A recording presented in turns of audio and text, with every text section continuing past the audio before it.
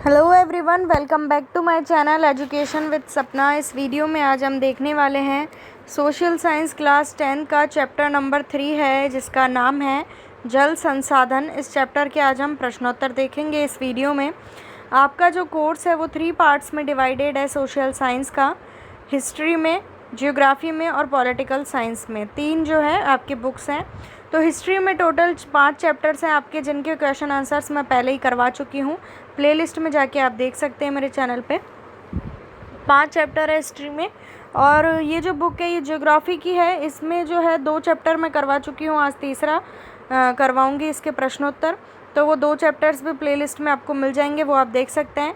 इसमें कुल 7 चैप्टर्स हैं ज्योग्राफी की बुक में, और आपकी पॉलिटिकल साइंस की बुक में कुल 8 चैप्टर्स हैं। ज्योग्राफी के बाद हम पॉलिटिकल साइंस वाली बुक को स्टार्ट करेंगे।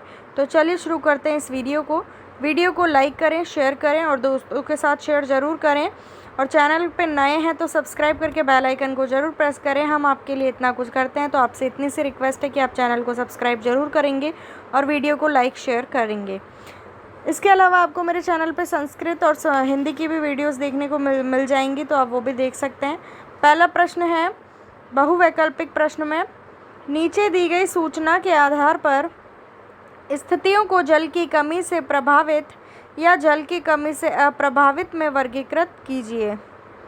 तो इसका देखिए जो उत्तर है वो है जल की कमी से प्रभावित है ख, घ और घ, और जल की कमी से जो अप्रभावित है वो है ऑप्शन नंबर क कौन सा है? देखिए अधिक वार्षिक वर्षा वाले क्षेत्र, और ख है अधिक वर्षा और अधिक जनसंख्या वाले क्षेत्र, अधिक वर्षा वाले परंतु अत्यधिक प्रदूषित जल क्षेत्र, और कम वर्षा और कम जनसंख्या वाले क्षेत्र। तो पहले जल की कमी से जो प्रभावित है वो है ख, घ और घ, और जल की कमी से जो अप्रभावित है वो है क।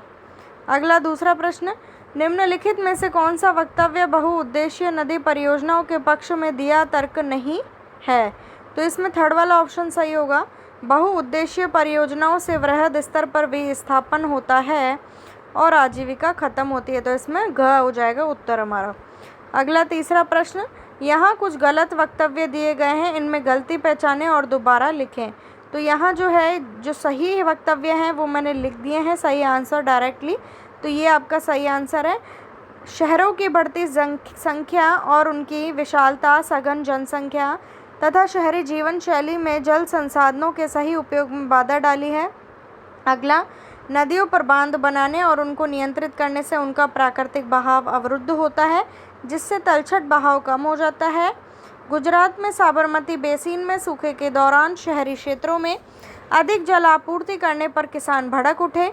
और चौथा, राजस्थान में इंदिरा गांधी नहर से उपलब्ध पेयजल के कारण छत वर्षा जल संग्रहण की लोकप्रियता कम हो रही है।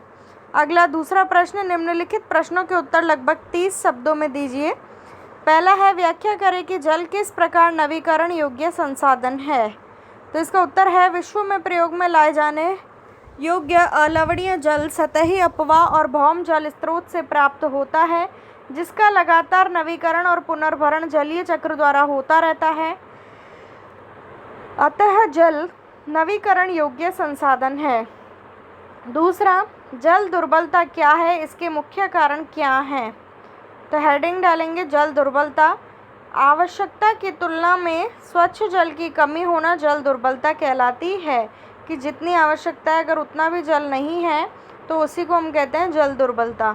अब जल दुर्बलता के कारण हेडिंग डालना, अत्यधिक और बढ़ती जनसंख्या, जल का असमान वितरण, वर्षा की कमी, जल का अति दोहन, औद्योगिकीकरण, शहरीकरण में वृद्धि आदि।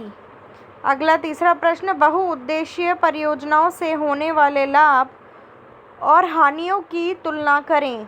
तो बहुउद्देशीय परियोजनाओं से लाभ, सिंचाई, विद्युत उत्पादन, घरेलू और औद्योगिक उपभोग के लिए जल आपूर्ति, बाढ़ नियंत्रण, मनोरंजन, आंतरिक नौ संचालन तथा मत्स्य पालन आदि। अब हानियाँ, लोगों का विस्थापन होना, नदी जलीय आवासों में भोजन की कमी, जलाशय की तली में तलछट जमा हो जाना, प्राकृतिक बहाव अवरुद्ध होना आदि समस्याएं उत्पन्न होती हैं। तीसरा प्रश्न, निम्नलिखित प्रश्नों के उत्तर लगभग 120 शब्दों में दीजिए। पहला है, राजस्थान के अर्धशुष्क क्षेत्रों में वर्षा जल संग्रहण किस प्रकार किया जाता है, व्याख्या कीजिए। तो इसमें हेडिंग डालिएगा खादीन एवं जोहड़। राजस्थान के अर्धशुष्क और शुष्क क्षेत्रों में खेतों में वर्षा के जल को एकत्रित करने के लिए गड्ढे बनाए जाते थे, जिससे भूमि की सिंचाई की जा सके तथा संरक्षित जल को कृषि के काम में प्रयुक्त किया जा सके। राजस्थान के जैसलमेर जिले में खादीन तथा अन्य क्षेत्रों में जोहड़ इसके उदाहरण है। दूसरा प्रश्न, परंपरागत वर्षा जल संग्रहण की पद्धतियों को आधुनिक काल में अपनाकर जल संरक्षण एवं भंडारण किस प्रकार किया जा रहा है? भारत में प्राचीन काल से ही वर्षा जल संग्रहण की परंपरा रही है। तत्कालीन समय में जल संग्रहण के उन्नत तरीकों के प्रमाण भी मिलते हैं। इसका पहला पॉइंट है, राजस्थान में छत के वर्षा जल को कृत्रिम रूप से विकसित कुओं में जमा कर लिया जाता था। वर्तमान समय में भी तरीके ये कारगर हैं।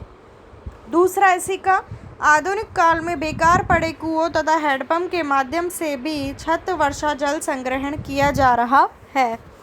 तीसरा पॉइंट, अर्धशुष्क क्षेत्रों में खेतों में वर्षा जल एकत्रित करने के लिए गड्ढे बनाए जाते हैं ताकि जल को संरक्षित करके काम में लिया जा सके। तो ये थे हमारे आज की वीडियो पार्ट 3 के क्वेश्चन आंसर्स। वीडियो को लाइक, शेयर और चैनल को सब्सक्राइब जरूर करें। मिलती हूँ नेक्स्ट वीडियो में। Thank you.